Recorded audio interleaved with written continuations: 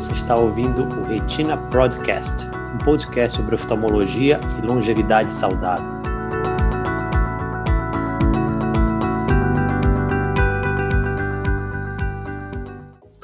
Olá a todos, sejam todos muito bem-vindos a mais uma live aqui do nosso canal do YouTube na Retina Pro. É com muito prazer que a gente faz essas lives todas as quartas-feiras, pontualmente às 20 horas. E estamos aqui para tentar trazer informação de qualidade, informação baseada em conhecimento médico e tentar ajudar o máximo de pessoas possível nesse nosso grande propósito de tentar disseminar informação de qualidade, porque a gente acredita que pessoas bem informadas, pacientes bem informados podem discutir sim melhor com seus médicos. A gente não está aqui em nenhum momento querendo substituir o seu médico, mas a gente pode talvez contribuir em alguma coisa no seu tratamento. Meu nome é Alexandre Rosa, sou professor aqui da UFPA, um dos sócios da Retina Pro. E aqueles recadinhos que são sempre importantes, né? Se você está gostando do nosso conteúdo, compartilha com seus amigos, com seu vizinho, com as pessoas que você acha que pode ter interesse nesse conteúdo. Não esquece de curtir esse vídeo, porque ajuda que o algoritmo do YouTube compartilhe esse conteúdo para outras pessoas. E não se esqueça também de se inscrever no canal, né? Clica lá no sininho que você vai ser notificado quando começar essas lives toda quarta-feira. Todas as quarta-feiras a gente traz um conteúdo sempre muito especial para você e tem bastante coisa lá, bastante conteúdo no YouTube que você pode procurar sobre outras doenças oculares.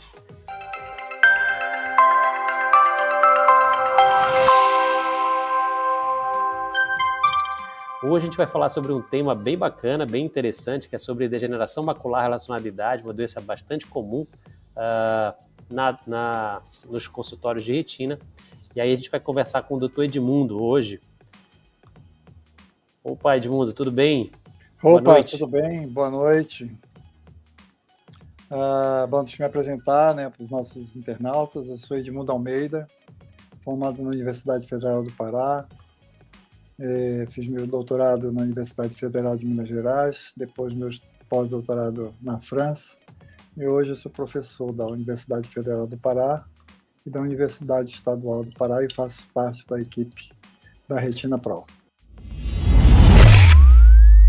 Hoje a gente nossa live é sobre degeneração macular relacionada à idade, especificamente sobre uma das formas da degeneração macular relacionada à idade, que é a forma neovascular, forma úmida ou forma molhada.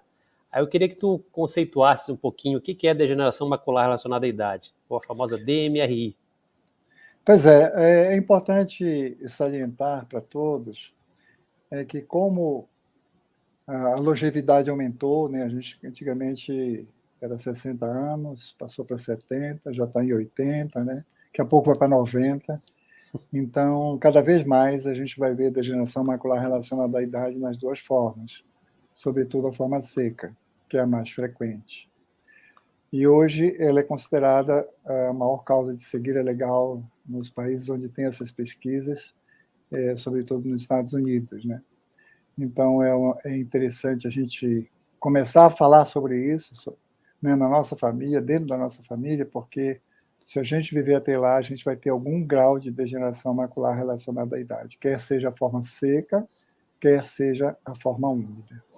Então, assim, a forma úmida é aquela degeneração que inicia como forma seca e evolui para úmida, porque acontece proliferação de vasos anômalos embaixo da retina ou na própria retina e sangram, né, e dá o famoso edema macular, que a gente detecta por exames, não só pelo exame de fundo de olho, pelo mapeamento de retina, mas também em outros exames que a gente vai ver no decorrer da live.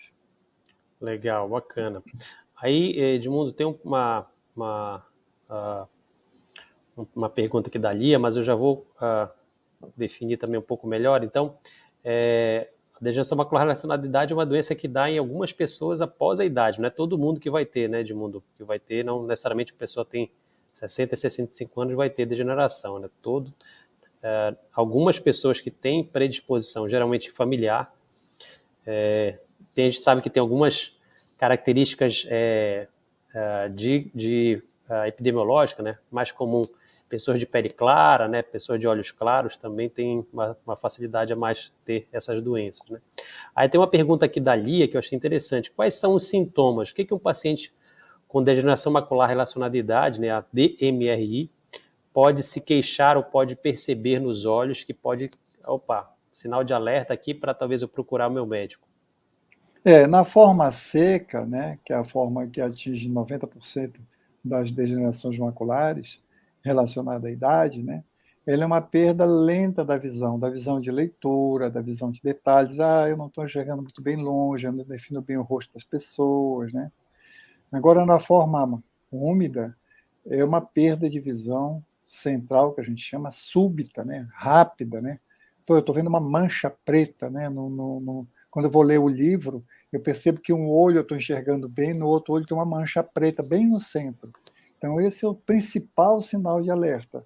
Então, resumindo, seria a baixa de visão, sobretudo para a leitura e, sobretudo, quando você olha para longe e olha, por exemplo, uma pessoa e não vê o rosto dela, né? Você só vê pelo lado, pelo contorno. Né? Então, esse é o principal sinal de alerta, e aí sim, tem que ir rápido, fazer um mapeamento de retina com o seu médico, porque tem tratamento, a gente tem que, quanto mais precoce inicia o tratamento, melhor o resultado. Não pode esperar, não vou ficar bom, acho que é um negócio, alguma sujeira no meu olho, vou pingar um Moura Brasil, vou pingar um colírio que vai melhorar. Não faça isso. Vá rapidamente ao seu médico, ao seu oftalmologista. Então é isso mesmo. Então o paciente queixa de uma baixa de visão central, né? Geralmente uma parte escura na forma úmida, uma parte escura do campo de visão. Alguns outros sinais ou sintomas que o paciente pode apresentar também é começar a enxergar torto, né? A gente tem uma palavrinha para isso, uma metamorfopsia, uma palavra que médico gosta de palavra complicada, né? Mas aí está enxergando as coisas tortas. Então, por exemplo, o paciente olha a grade da garagem, vê que ela tá distorcida, né? Outros sintomas também da degeneração macular é a perda da percepção das cores, né? As cores ficam mais esmaecidas, né? Ou perda do contraste, também uma coisa muito comum na degeneração macular relacionada à idade.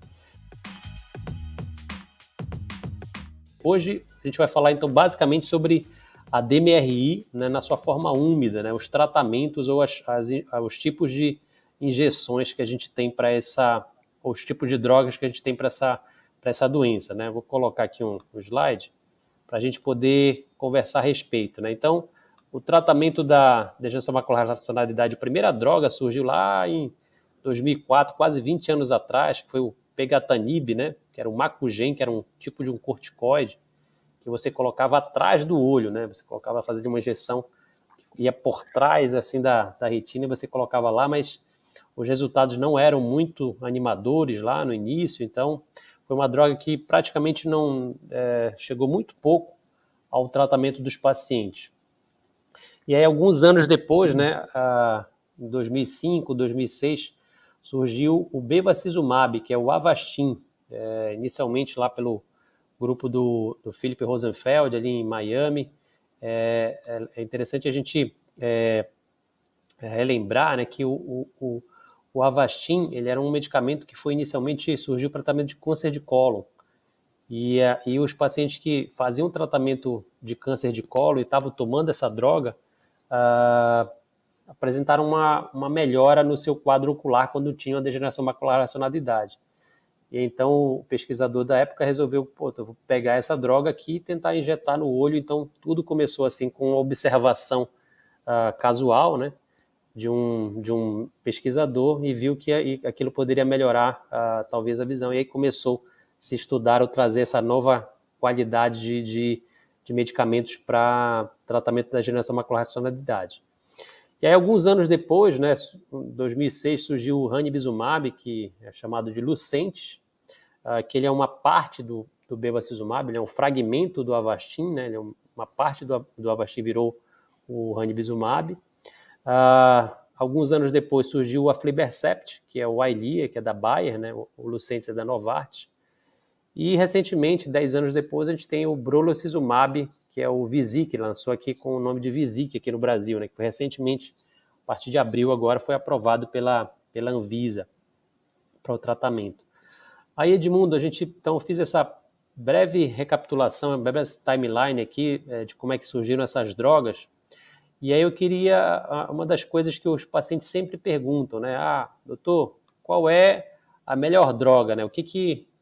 Como é que o que o senhor vai usar no meu olho, né? Qual é a droga que o senhor escolhe? Eu queria te perguntar qual é a tua experiência, qual é a droga que você utiliza mais atualmente, a gente falar um pouquinho dessas drogas aí para a gente poder conversando a respeito dessas possibilidades de tratamento.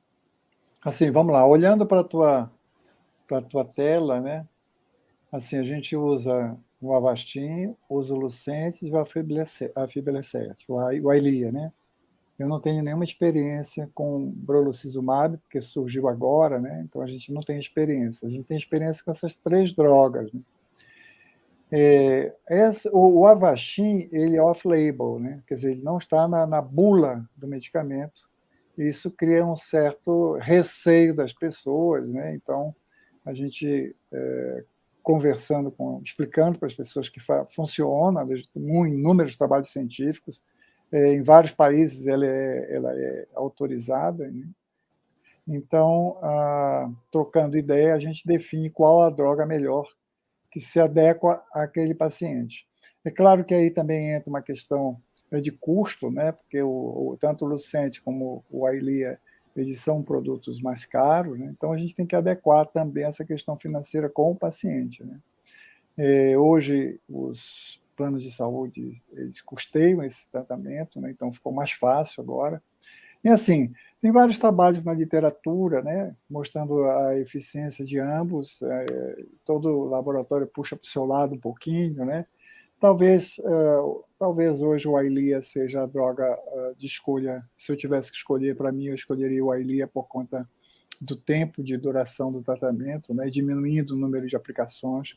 Eu acho que seria uma boa opção. Legal. Então, interessante a gente comentar sobre isso, né? Você já trouxe uma informação que é bem bacana, que o bevacizumab é uma droga que os estudos mostram que ele é não inferior, ele não é superior, mas ele também não é inferior ao tratamento com o ranibizumab, que é o Lucentis, mas ainda em bula a gente não tem uma indicação para tratamento ocular, né? Apesar de ser utilizado em grande quantidade de pacientes, grande quantidade de casos, a gente utiliza o Avastin, mas tem que ser discutido um pouco essa questão com o paciente, né? O Lucentis é uma droga também que surgiu há muito tempo atrás, muito boa, e aí a grande diferença que os pacientes perguntam em relação à Eylea é isso que você comentou, né? Talvez seja a possibilidade dos pacientes ficarem um intervalo maior de tempo sem tratamento, né? Os pacientes no estudo com o ranibizumab, eles foram tratados a cada 4 semanas, e no estudo com o Aflibercept, ou Eylea, né, os pacientes foram tratados a cada 8 semanas. Então, significa que se você alguns pacientes, obviamente não todos, podem ficar até 8 semanas sem necessidade de fazer novas aplicações. Obviamente tem pacientes que ficam um pouco mais, tem pacientes que ficam um pouco menos, mas essa é a média do estudo, né? Então, teoricamente, essa seria a maior diferença entre essas 2 drogas, né? E já o brolucizumab, como o Edmundo falou, né, foi uma droga recentemente aqui foi lançada, a gente também ainda não tem muita experiência, está esperando saber qual é o posicionamento dela no mercado. E o tratamento, o estudo mostra que ela pode ficar até 12 semanas, né? Então o paciente poderia ficar até 3 meses, na verdade 12 semanas, né? De intervalo entre as drogas. Alguns pacientes podem atingir esse intervalo de 12 semanas. Aí, Edmundo, tem uma pergunta que eu vou te colocar aqui do seu João Orestes, que é bem interessante. Usar essas injeções em cada olho, uso essas injeções em cada olho há mais de 2 anos, não obtive resultado. Será que com novas injeções eu tenho alguma chance? Aí eu queria te perguntar assim, como é que você conversa com o paciente a respeito do tratamento, né? Você fala que essas drogas vão curar o paciente, ele vai recuperar a visão, como é que você aborda essa questão com o paciente? A primeira coisa que eu chamo a atenção do paciente é que essa é uma doença que não cega, né, Alexandre? Então, a pessoa perde a visão central, né? E à medida que ela vai perdendo a visão central, ela tem a sensação que ela vai ficar cega, né? Então, essa é uma doença que não cega. A pessoa perde a visão de leitura, né, perde a visão de detalhes para longe, detalhes de cores, como você falou, mas jamais a cegueira. Isso aí, às vezes, a gente peca por não falar isso de inicial. Você nunca vai ficar cego dessa doença, presta atenção, vai baixar a sua visão, a visão de leitura, sobretudo, né, mas hoje tem recursos inúmeros, que depois a gente pode até falar sobre isso, de recuperação da visão com lentes especiais, aparelhos especiais, etc. Mas a primeira coisa é assegurar o paciente que não leva a cegueira. A segunda coisa é explicar para ele que ele nunca vai ter, provavelmente, é muito raro, ele ter a visão que tinha antes, né? Porque é uma destruição dos fotorreceptores quando há esse processo hemorrágico na mácula. Mas que é o único tratamento que tem, né? É bom lembrar que há 20 anos atrás a gente não tinha nenhum tratamento, né? Se fazia laser em alguns casos, mas com resultados muito pobres, e hoje já tem o tratamento, quer dizer, bom, eu vou ficar bom, doutor, vou ver o que era antes? Não, mas seguramente você tratando, essa bola preta que você vê na frente, ela não vai ficar grande como ficaria se você não tratar. E em alguns casos tem uma melhora significativa, sabe? Agora, o detalhe importante é tratar precocemente. Esse que é o detalhe. Quanto mais cedo você trata, né, quando você identifica isso e trata, os resultados são bem melhores, são bem melhores. Agora, assim, tem um segmento longo, né, não é um tratamento a curto prazo, são um segmento longo, são inúmeras aplicações que têm que ser feitas, e acompanhar com não só a medida da visão, mas também com um aparelho que a gente tem, chamado tomografia de coerência óptica, que vai mostrando os vasos que sangram, a gente vai vendo, ao longo do tratamento, a involução desses vasos. Esses vasos vão atrofiando, né, deixando de sangrar. Mas, evidentemente, que aquele que sangrou, aquele deixa uma sequela, né, forma uma cicatriz. Então, essa cicatriz não permite que você tenha a visão que tinha antes. Mas, repetindo, quanto mais cedo você trata, menor a cicatriz, portanto, menor o que a gente chama de escotoma, esse ponto preto que aparece quando a pessoa está lendo. Perfeito, Edmundo, eu acho que é isso mesmo, né? Eu sempre falo para os meus pacientes, né, que o tratamento para degeneração macular relacionada à idade não é um tratamento curativo, ele não vai ficar curado do problema, né? A gente vai evitar que a doença progrida mais rápido, né? A gente vai desacelerar a doença, né? A gente vai fazer com que a progressão ocorra de uma forma diferente. Mas o que é muito importante a gente ressaltar aqui é que o não tratamento é muito pior do que tratar. Então o paciente fica, às vezes, se questionando, poxa, mas eu estou fazendo as injeções, não estou tendo tanto ganho de visão, né? Aí, lembrar que você comentou, né? Quanto mais cedo o diagnóstico, melhor o prognóstico, quanto mais cedo ele diagnostica, melhor a chance dele manter visão. Mas, com certeza, pessoal, se você não tratar, a chance de você evoluir com uma perda visual maior é muito grande.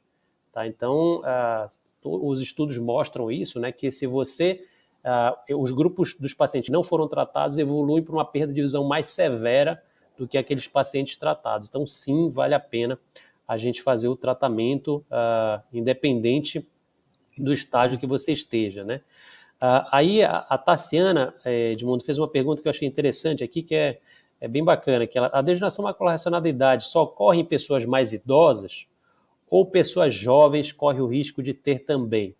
Então, a epidemiologia da degeneração macular relacionada à idade, Edmundo?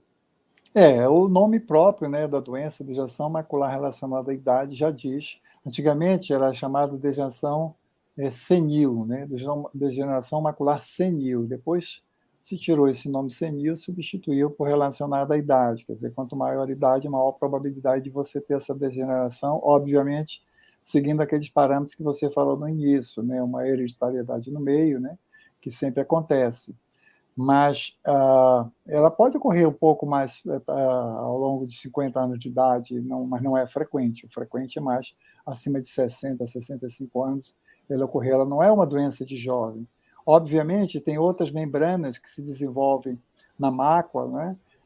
Num processo degenerativo, uma hemorragia na mácula, que são outras causas, outras etiologias, né? Tem várias, tem doenças que causam também a formação dessas membranas vasculares, na mácula e dão baixa de visão, dão o mesmo sintoma da degeneração macular relacionada à idade. No entanto, são doenças inflamatórias, outro tipo de padrão de doença, né? Não é da idade, como a gente está falando aqui hoje. A gente está falando de doença de degeneração macular relacionada à idade, ou seja, pessoas mais velhas, né, em torno dessa idade, né, de 60 anos ou mais.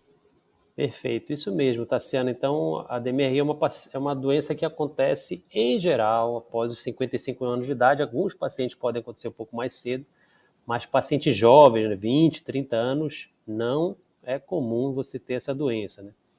Como o próprio Edmundo falou, né, a gente pode ter algumas outras doenças cujo tratamento é feito com essas injeções, né, como diabetes, as doenças relacionadas à alta miopia, que também podem ser tratadas com essas doenças, mas não são a DMRI, que a DMRI é uma doença provocada pelo avançar da idade, né? Bom, Edmundo, tem uma outra pergunta que eu achei bem interessante aqui.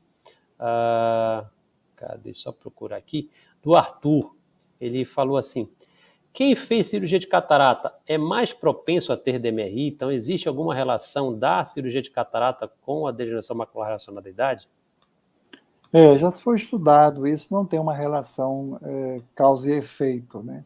Agora, evidentemente, que a pessoa que tem uma catarata mais precocemente, significa dizer o quê? Primeiro, catarata é o envelhecimento de uma lente que nós temos dentro do olho. Então, é de se pensar, ora, está envelhecendo a lente dentro do olho, obviamente todo o olho está envelhecendo. Então, a retina está envelhecendo também. E aí você pode apresentar, depois da cirurgia, ao longo do tempo, a degeneração macular relacionada à idade. Mas não tem essa causa e efeito, essa relação causa e efeito, não. Acontece que, assim, o importante é a gente estar bem atento é que nós pagamos um preço quando vivemos muito, tá? Em todo o nosso corpo vai envelhecendo. A gente vê hoje inúmeras pessoas fazendo prótese de joelho, prótese de quadril, né? Então a gente vai envelhecendo e é como se fosse uma máquina que vai dando pane aqui e acolá, e que você, quando tem peça de substituição, ótimo, quando tem tratamento, ótimo, né? Você tem injeções hoje nas articulações para diminuir a artrose, por exemplo, né? Que é feita a cada 3 meses, 4 meses, né? Que dá uma, assim, digamos, uma calmia na evolução da doença, né, dos sintomas, sobretudo, faz a pessoa se sentir bem. Então, a medicina ela vai evoluindo o tempo todo, né?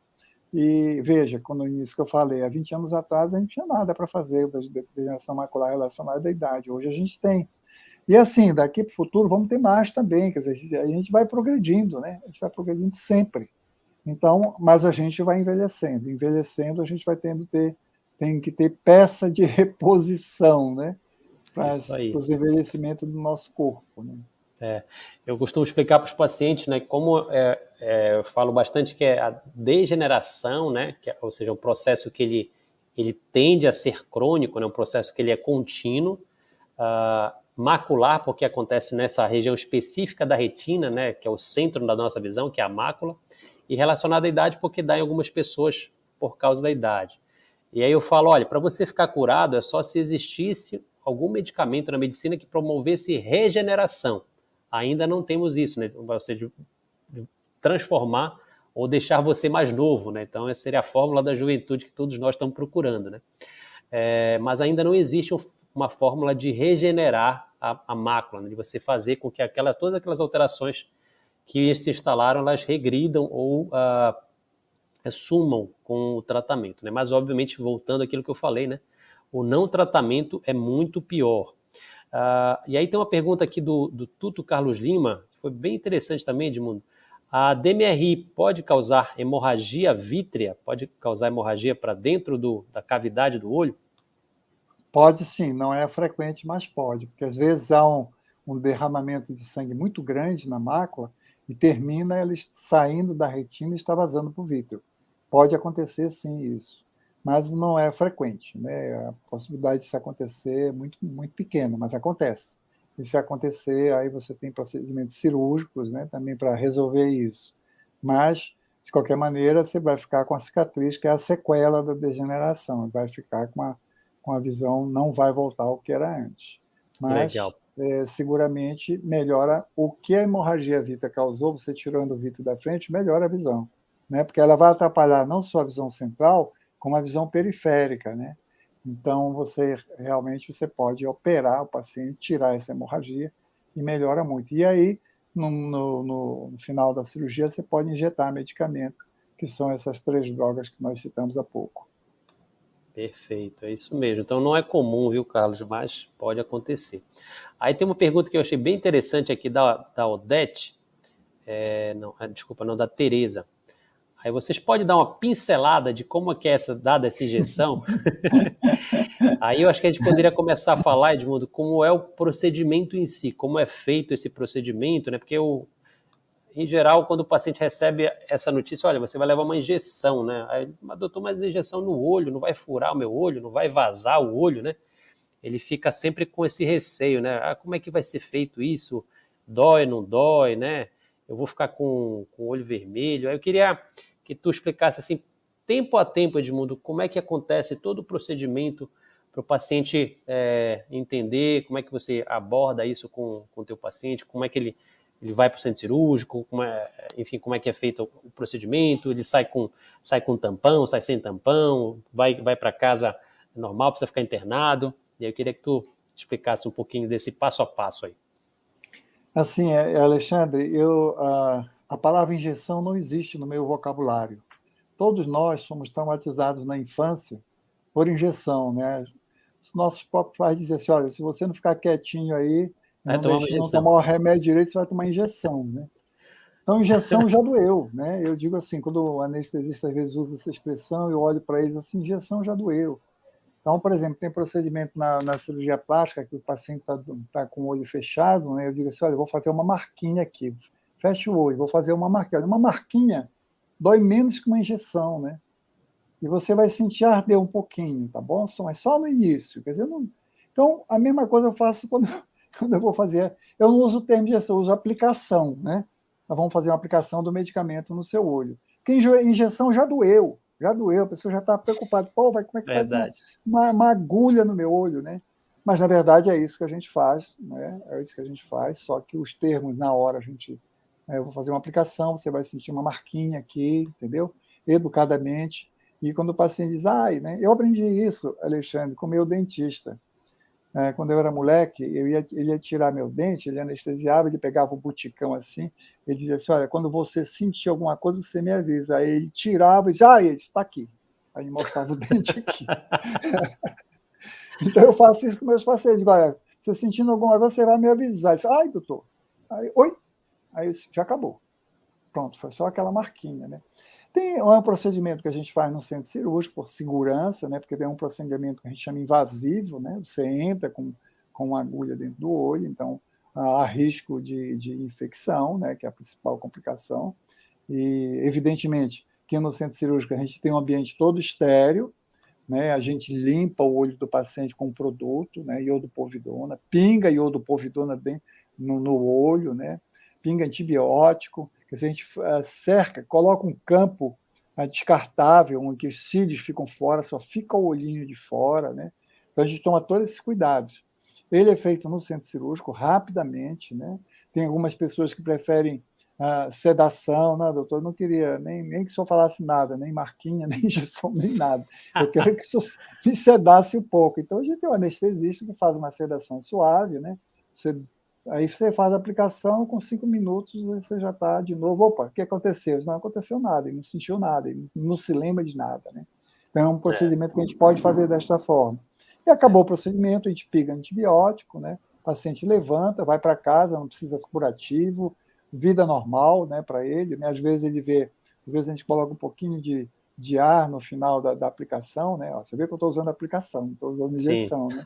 E aí fica aquela bola preta, eu estou vendo uma bola preta aqui embaixo, daqui a 24 horas vai sumir essa bola preta, não ligue para ela não, entendeu? Mas ele vai para casa normalmente, atividade normal, usando um colírio, e vida normal, né?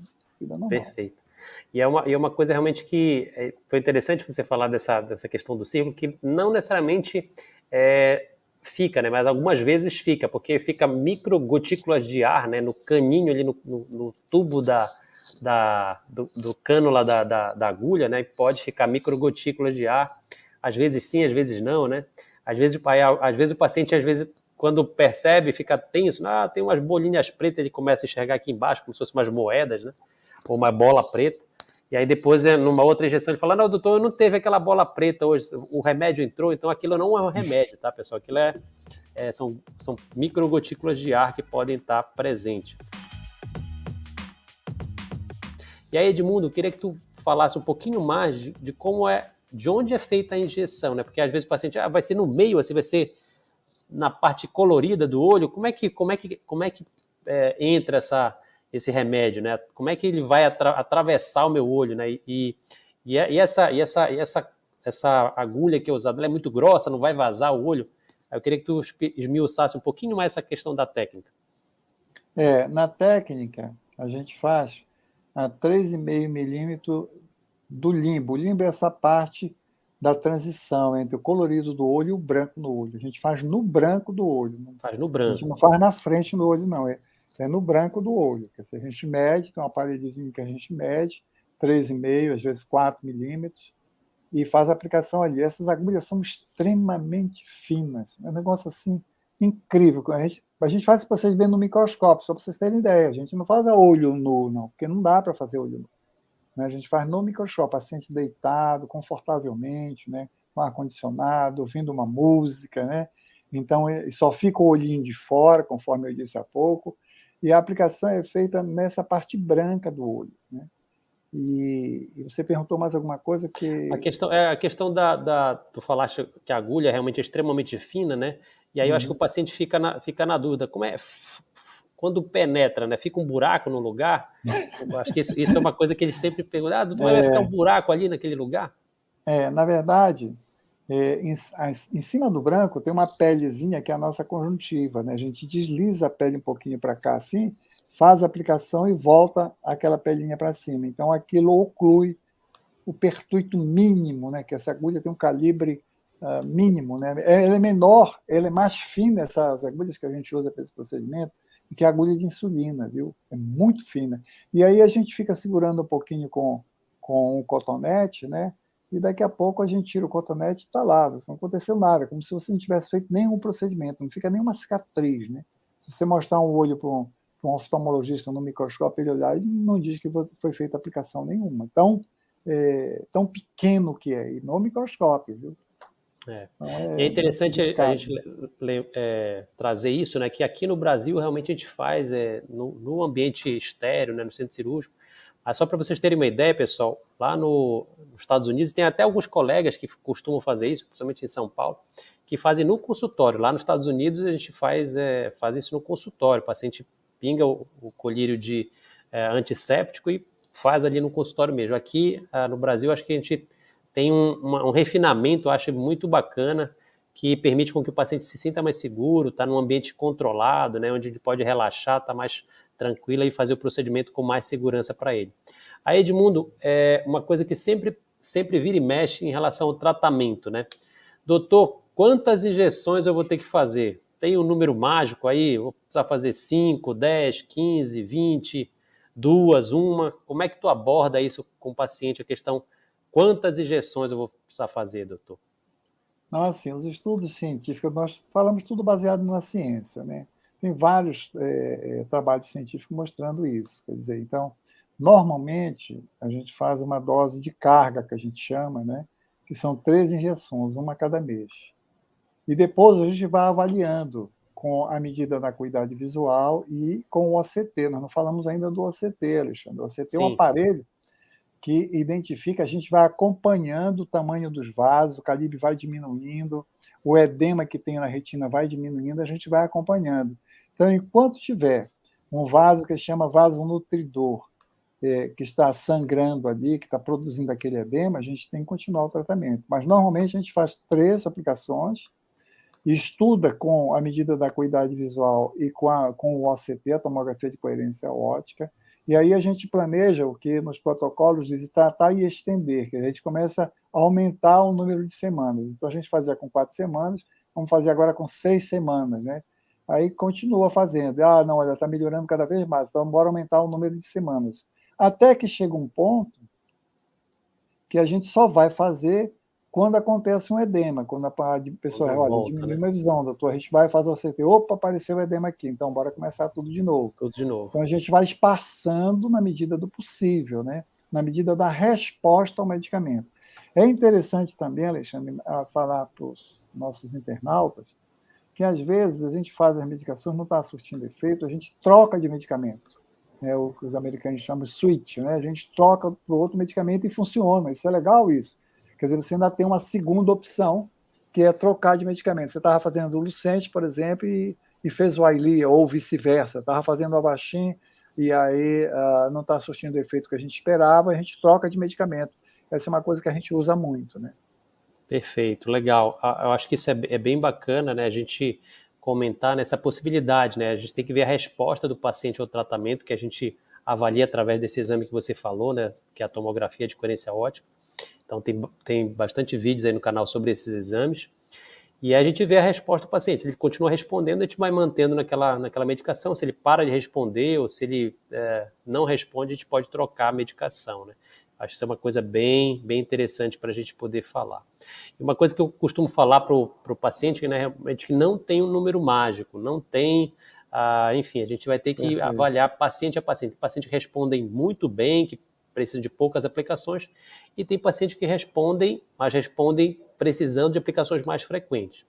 O que os estudos mostram é que no primeiro e no segundo ano você precisa de um número maior de injeções do que nos anos subsequentes, né? Então você vai precisar cada vez menos com o passar do tempo. Isso é o que a gente observa na prática e também os estudos mostram isso. Que as doses, ou pelo menos a frequência costuma ser maior no início e depois você vai diminuindo a necessidade de remédios com o passar do tempo, né? Isso vai acontecendo com o passar do tempo. E aí, Edmundo, você já falou também que você tem uma preferência pelo Eylea, e aí teve uma pergunta aqui sobre, que eu já vou te colocar, que é em relação à degeneração macular na forma seca. Deixa eu só ver se eu acho aqui. Você faz algum tratamento específico em relação à degeneração macular relacionada à forma seca, Edmundo? Deixa eu só ver se eu acho que é a pergunta. Não, foi uma pergunta do Arthur aqui, que eu achei bem bacana, desculpa. A exposição à luz, ou seja, aí eu acho que deve ser luz solar, né?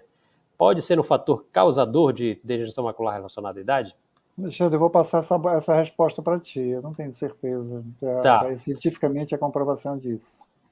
Tem uma relação, não é uma relação direta de causa e efeito, mas sim a radiação ultravioleta, principalmente a radiação solar, tem aparentemente uma influência sim, tanto é que a gente vê muito mais pacientes na região dos trópicos tendo DMRI.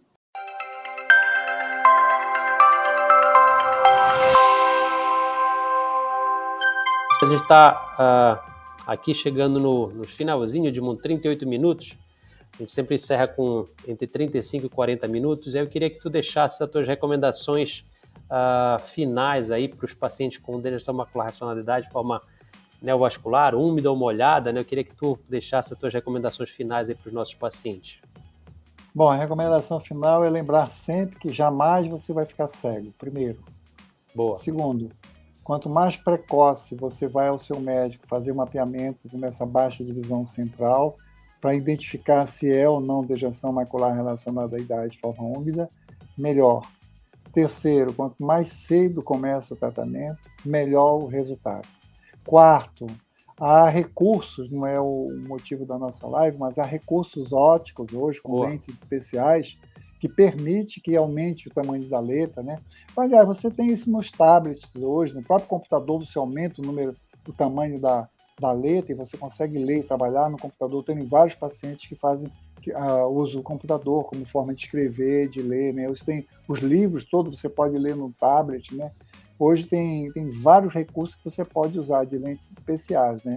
Isso é uma subespecialidade na retina pro. Temos uma colega que trata disso, que é a doutora Rita Valinotto, ela que faz esse tipo de avaliação e conduz de forma segura a respeito de que lente especial que ela pode usar para melhorar o desempenho da pessoa face à baixa de visão ocasionada pela degeneração macular relacionada à idade de forma úmida.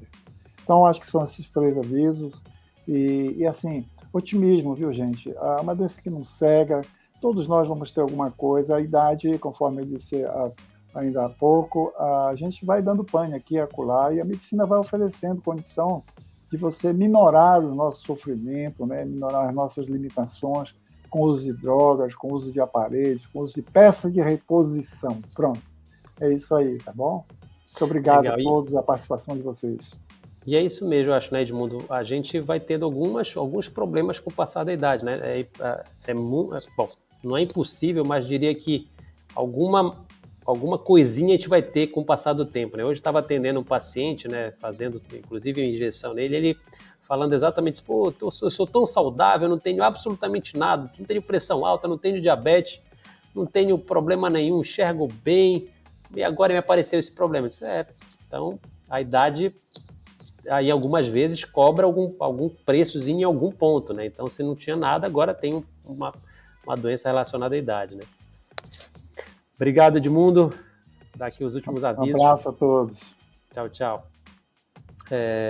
Pessoal, meu muito obrigado a todos vocês que ficaram aqui até o final, né? Se você gostou desse vídeo, deixe o seu joinha, deixe o seu like, isso ajuda a que a gente chegue a mais pessoas. Se você conhece alguém que tem DMRI, né, que faz tratamento com as injeções, compartilhe esse conteúdo com ele, eu acho que vai ser interessante para essas pessoas. Não se esquece de se inscrever no canal, a gente tem uma comunidade bem ativa também no Facebook, está no link de descrição nesse vídeo. E a gente tem também muito conteúdo interessante sobre várias doenças oculares, que já estão no nosso canal do YouTube, e você pode nos acompanhar lá, e todas as quartas-feiras a gente está aqui tentando ajudar o maior número de pessoas possível. Meu muito obrigado a vocês e a gente se vê na próxima quarta às 20 horas. Um grande abraço.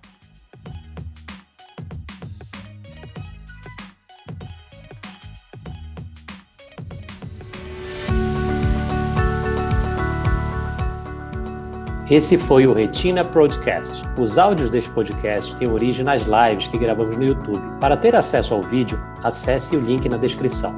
Para participar e enviar suas perguntas, assista a nossas lives toda quarta-feira às 20 horas. Até o próximo episódio.